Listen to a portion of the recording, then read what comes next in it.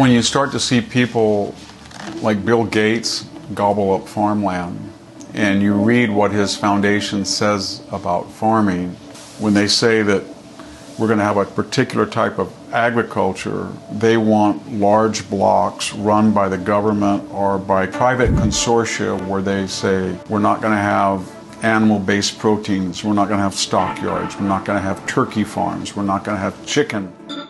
The academic mind always has the answers, but never in the real world. And they do a lot of damage.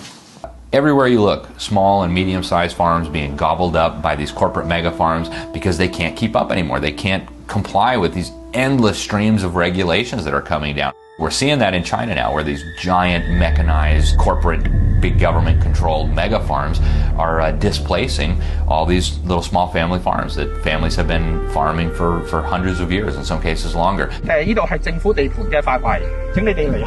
moving them all off their little plots of land and moving them into these big horrific mega cities that they have built. And we're going to see that all over the world with the decimation of small farms.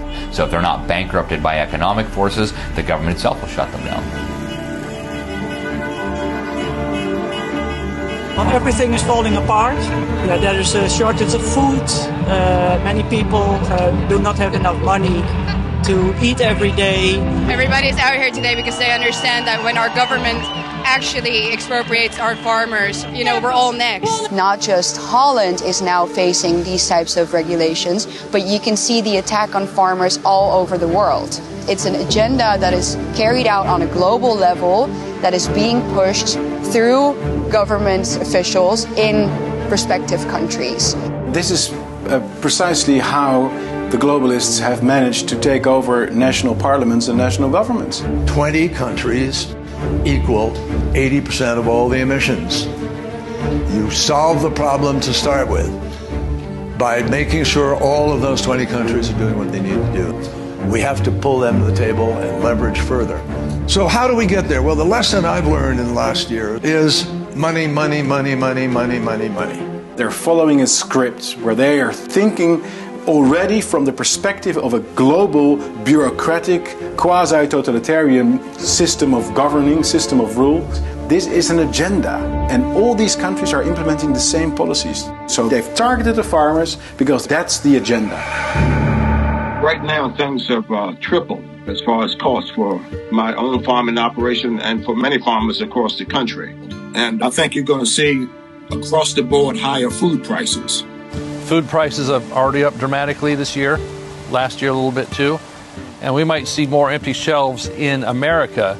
Even the president is promising food shortages in his conversations, so there's no need for this to be happening. The people are the ones that are going to be hurt. Not just farmers, trying to make a living. It's going to be the food supply of this country, which is a staple of our security of our nation, being able to grow the grain and the crops that we do, that not only supplies us, but our allies and other trading partners around the world. We have 8 billion people on the planet now, and that's sustainable if they allow agriculture to continue to be mechanized and genetically altered. And I don't think they understand that if they tamper with that, you're going to have people go hungry. We are headed into, I think, a time of very significant food shortages. Can we expect to see massive increases in food prices next year? Oh, no question about it. So I think the end goal of the war on farmers that we're seeing, which is guided at every step by the Sustainable Development Goals and Agenda 2030, is going to be a total consolidation of agriculture, a total consolidation of the food supply, and as every communist tyrant of the last 100 years has understood, if you control the food, you control the people. I think that's ultimately the end goal.